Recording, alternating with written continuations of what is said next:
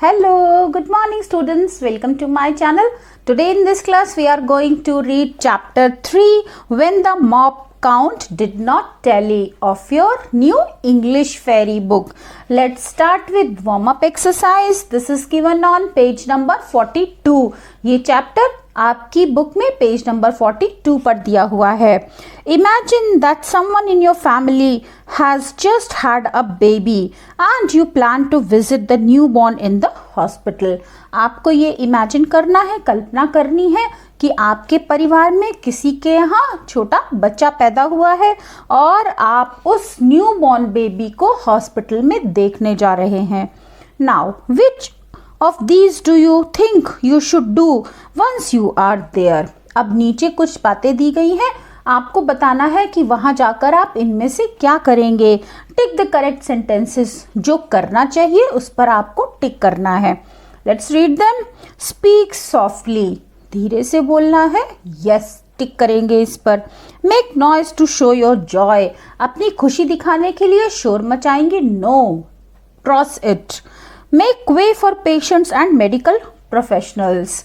जो medical patients हैं और जो प्रोफेशनल्स हैं उनके लिए रास्ता छोड़ देंगे. Use the pathway meant for patients in wheel chairs. और जो पेशेंट्स व्हील चेयर्स पर जाते हैं आप उनका रास्ता यूज करेंगे. नो, इसे क्रॉस करना है. Third, make way for patients and medical professionals, इसे टिक करना है. Now fifth one, keep the place clean. आपको अपने आसपास की जगह को साफ रखना है. Yes, tick on this. Sixth one, put your mobile phone on silent. आपको अपना फोन साइलेंट पर रखना है. करेक्ट, इसको भी आप टिक करेंगे. Seventh number, insist on staying beyond the designated patient visiting hours. जो पेशेंट्स के पास जाने का समय निश्चित किया गया है आप उसके खिलाफ जाने पर जोर देंगे. Wrong. Eighth one, touch fiddle with the medical equipment kept in the nurses stations or next to the patient's bed. नर्सों के स्टेशनों में या मरीजों के बिस्तर के पास जो बगल में रखे हुए मेडिकल इक्विपमेंट्स हैं, मेडिकल के जो औजार हैं, आप उन्हें टच करेंगे. No, this is wrong, so cross it. Now let's read the chapter. Read this account in which Sudha Murthy talks about how her father used storytelling as a means to impart wisdom. इस पाठ के अंश में सुधा मूर्ति बताती हैं कि कैसे उनके पिताजी ज्ञान देने के लिए कहानियों का प्रयोग करते थे. My father was a doctor and a very popular professor of obstetrics and gynecology. मेरे पिताजी डॉक्टर थे और मशहूर प्रोफेसर थे. ऑब्स्टेट्रिक्स मीन्स चाइल्ड बर्थ के और गायनोकोलॉजी यानी जो स्त्रियों से संबंधित रोग है, वुमेन के डिजीजेस हैं, उससे संबंधित वो प्रोफेसर थे. He would never bore his class with long lectures. और लंबे लंबे लेक्चर देके वो कभी अपनी क्लास को बोर नहीं करते थे. Every now and then he would tell his student stories. अक्सर समय समय पर वो अपने विद्यार्थियों को कहानियां सुनाते थे. Usually real life incidents. और अक्सर जो उनकी कहानियां होती थी वो वास्तविक जीवन की घटनाएं होती थी. In order to liven up his lectures, जिससे उनके जो लेक्चर्स हैं वो जीवंत लगे, बच्चे कहीं भी बोर ना हो. As a result his classes were all well attended and lively. और इसका परिणाम ये होता था कि उनकी सारी कक्षाएं बच्चे बहुत इंटरेस्ट लेकर अटेंड करते थे, पूरी क्लास में अटेंटिव रहते थे और साथ ही साथ उनके लेक्चर्स जीवंत होते थे, उनकी क्लासेस लाइवली होती थी. I once asked him. मैंने एक बार उनसे पूछा, why do you tell so many stories in a medical class. आप मेडिकल की क्लास में इतनी सारी कहानियां क्यों सुनाते हैं. Don't you know why the Panchatantra was written? He asked in reply. उन्होंने उत्तर देते हुए पूछा कि क्या तुम्हें नहीं पता कि पंचतंत्र की कहानियां क्यों लिखी गई थी. But the Panchatantra is not relevant. I insisted. लेकिन जो मैं बात कर रही हूँ उससे पंचतंत्र का कोई संबंध नहीं है. मैंने कहा It's for young school going children, not for medical students. ये कहानियाँ तो स्कूल जाने वाले यंग स्टूडेंट्स के लिए है, मेडिकल स्टूडेंट्स के लिए नहीं है। माई फादर डिडंट एग्री, मेरे पिताजी इससे सहमत नहीं थे। If I use stories then it's easy for my students to understand, अगर मैं कहानियों का प्रयोग करता हूँ तो मेरे बच्चों को समझना आसान हो जाता है। Moreover, one cannot hold a student's attention for more than 40 minutes at a stretch even if the lecture is interesting। फिर वो कहते हैं कि विद्यार्थियों को 45 मिनट्स से ज़्यादा क्लास में अटेंटिव रखना असंभव है, चाहे आपका लेक्चर कितना भी इंटरेस्टिंग क्यों ना हो, यानी उनका ध्यान इसके बाद भटक ही जाता है। So if I add stories, तो अगर मैं उसमें कहानियां जोड़ देता हूँ, I can stretch their concentration span for up to 2 hours, तो मैं उनका जो ध्यान है वो लगभग 2 घंटे तक अपने लेक्चर पर केंद्रित कर पाता हूँ। The following was one of his stories, और नीचे जो वो कहानियां सुनाते थे उनमें से एक कहानी है। My father says that the incident actually took place in England, मेरे पिताजी कहते हैं कि ये वाकया वास्तव में इंग्लैंड में हुआ था। The operation theatre is popularly called OT among medical professionals, medical professionals operation theatre को ओटी कहते हैं। Operation theatre means OT. An OT nurse is considered a very responsible and powerful person in a hospital, और OT की nurse को बहुत ही जिम्मेदार और powerful समझा जाता है हॉस्पिटल में। She is highly respected by doctors and surgeons, और सारे डॉक्टर्स और सर्जन्स उसका बहुत सम्मान करते हैं। Normally only senior and experienced nurses are given the post of an OT nurse, ज़्यादातर जो बहुत सीनियर होती हैं, जिनको बहुत ज़्यादा एक्सपीरियंस होता है, उन्हें ही OT नर्स की पोस्ट दी जाती है। Once a very popular and senior surgeon was operating on a patient, एक बार एक बहुत ही मशहूर और सीनियर यानी वरिष्ठ सर्जन एक ऑपरेशन कर रहे थे, एक पेशेंट को ऑपरेट कर रहे थे। It happened that the regular OT nurse was on leave that day, और ऐसा हुआ कि उस दिन जो रोज ऑपरेशन थिएटर में नर्स जाती थी वो छुट्टी पर थी। The nurse who was posted to the OT in her place was a young girl of 22, और वो नर्स जिसको उस नर्स की जगह OT में पोस्ट किया गया था वो 22 ईयर्स की एक यंग लड़की थी। She was a green horn just out of nursing school but smart and good at her work. Green horn means beginner थी, वो अभी नौसिखिया थी और उसने अभी ही नर्सिंग स्कूल पास किया था, नर्सिंग स्कूल से निकलकर आई थी, लेकिन साथ ही साथ वो बहुत स्मार्ट भी थी और अपने काम में बहुत अच्छी थी। Before starting an operation, the nurse in charge usually counts the cotton mobs. Operation को स्टार्ट करने से पहले अक्सर ऐसा होता है कि जो नर्स इंचार्ज होती है, OT में जो नर्स होती है, वो कॉटन मॉब्स की गिनती करती है। A mop is a piece of sterilised cotton gauze. Mop क्या है? वो स्टेरिलाइज्ड यानी जिसे कीटाणुओं से मुक्त किया गया हो, ऐसी एक सूती कपड़े की पट्टी होती है। At the end of the operation, और ऑपरेशन के अंत में, she counts the used and unused mops and totals them. Operation के अंत में जितने मॉप्स यूज हो गए हैं और जितने बचे हुए हैं उनकी गिनती की जाती है। This figure should tally with the number of mops counted at the start of the surgery, और ये नंबर सर्जरी यानी ऑपरेशन शुरू होने से पहले जो मॉप की गिनती की जाती है उससे मैच होना चाहिए। This procedure is followed strictly to prevent the possibility of a mop getting left behind in a patient's body through oversight. और ये प्रोसीजर इसलिए ज़रूरी है जिससे कि ऑपरेशन के दौरान पेशेंट के शरीर में गलती से मॉप छूट ना जाए, पट्टी छूट ना जाए। The operation was successful, और ऑपरेशन सफल रहा।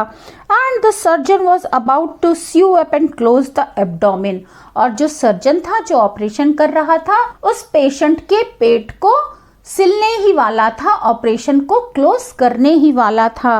In keeping with the routine he asked the OT nurse, और रूटीन को फॉलो करते हुए उसने ओटी नर्स से कहा, sister is the mop count okay? क्या मॉप की गिनती सही है? If it is fine give me the needle and catgut, अगर वो सही है तो कृपया मुझे सुई और कैटगट कहते हैं उस धागे को जिससे स्टिच लगाए जाते हैं, पेशेंट की बॉडी में टांके लगाए जाते हैं। तो डॉक्टर ने कहा कि यदि मॉप काउंट ठीक हो, अपने रूटीन के तहत ही उन्होंने ऐसा कहा, तो कृपया मुझे आप सुई और वो टांका लगाने वाला धागा दे दीजिए। The young nurse counted the mops and said, sorry doctor the count is not okay. और नर्स ने क्या किया, उन मॉप्स को काउंट किया और डॉक्टर से कहा कि सॉरी, मॉप्स की गिनती सही नहीं है। There is difference of 1 mop, एक मॉप कम है। The surgeon started searching inside the abdomen, और सर्जन ने उस पेशेंट के पेट में ढूंढना शुरू किया। He found no mop, उसे वहां कोई मॉप नहीं मिला। No sister, there is nothing inside, he told her. पेट के अंदर कुछ नहीं है, उसने कहा। The nurse searched the OT, अब नर्स ने ऑपरेशन थिएटर में ढूंढा। But she too could not find the missing mop, लेकिन उसे भी वो जो मॉप मिसिंग था, गायब था, वो नहीं मिला। She was quite concerned, वो बहुत चिंतित थी। If the mop count did not tally, the surgeon could not stitch up the patient's abdomen. अगर मॉप काउंट टैली नहीं हुआ, यानी मॉप की गिनती सही नहीं हुई, तो सर्जन डॉक्टर के पेट की सर्जरी नहीं कर सकते। The surgeon was concerned too. Surgeon भी चिंतित थे।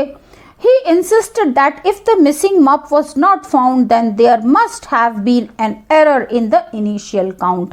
और उन्होंने जोर दिया कि अगर मॉप का काउंट टैली नहीं कर रहा है, तो जरूर जब तुमने ऑपरेशन के पहले इसकी गिनती की होगी, तब वो सही नहीं होगी।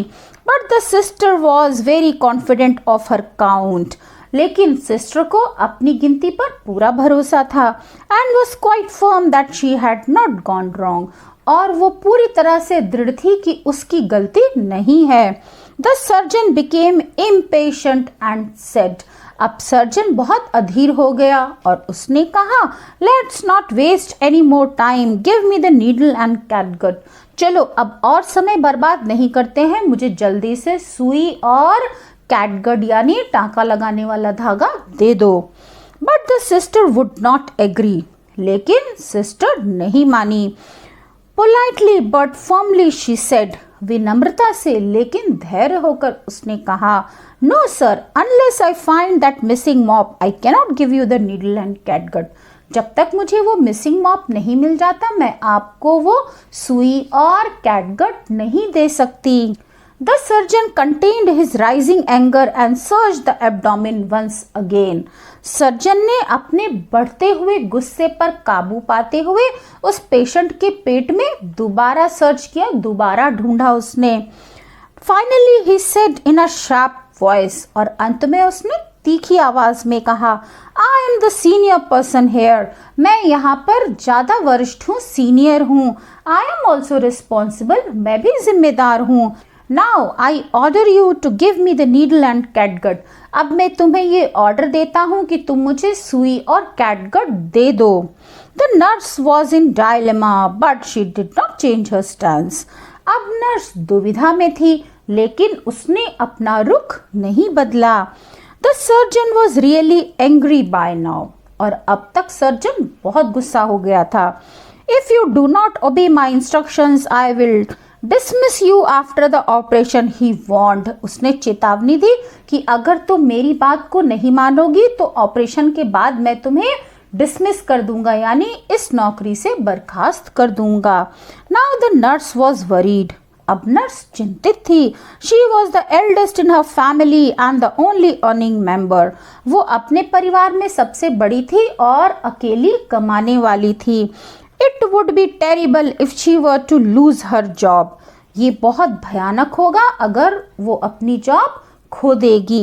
She was fully aware of her precarious position.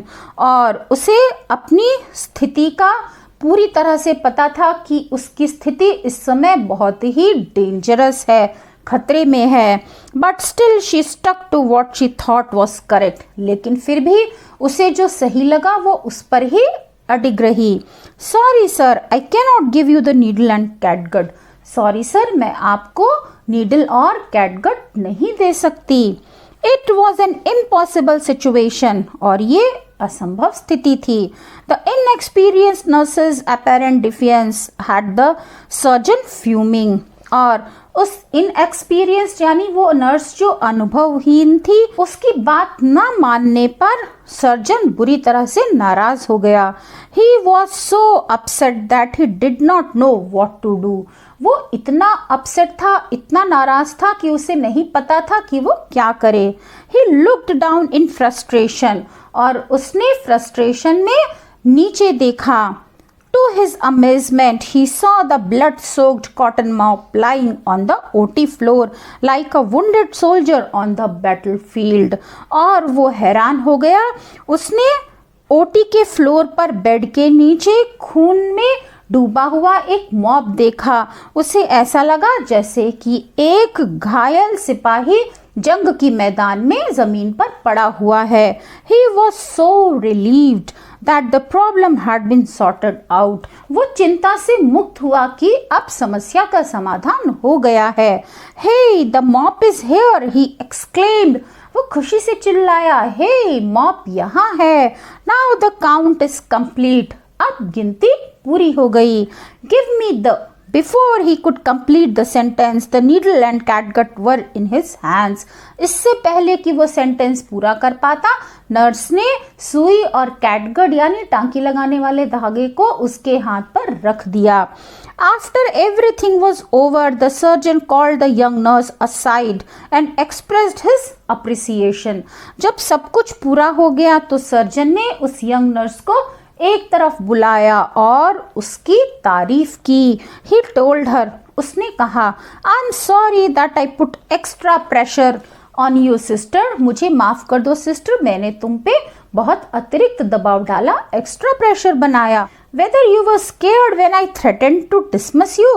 मैं जानना चाहता हूँ कि जब मैंने तुम्हें धमकी दी कि मैं तुम्हें नौकरी से बर्खास्त कर दूंगा, तो क्या तुम डर गई थी? Did you not believe me when I told you that I was responsible for what happened? क्या तुम्हें मुझ पर यकीन नहीं था जब मैंने कहा कि जो कुछ भी होगा उसके लिए मैं जिम्मेदार हूँ? Under all this pressure, how could you stand your ground? इतने प्रेशर के साथ तुम अपने ही बात पर कैसे अड़ी रही? She said hesitantly. उसने झिझकते हुए कहा, sir, I merely obeyed the principle taught to me by my teacher. मैंने केवल अपने टीचर द्वारा सिखाए गए सिद्धांत का पालन किया है.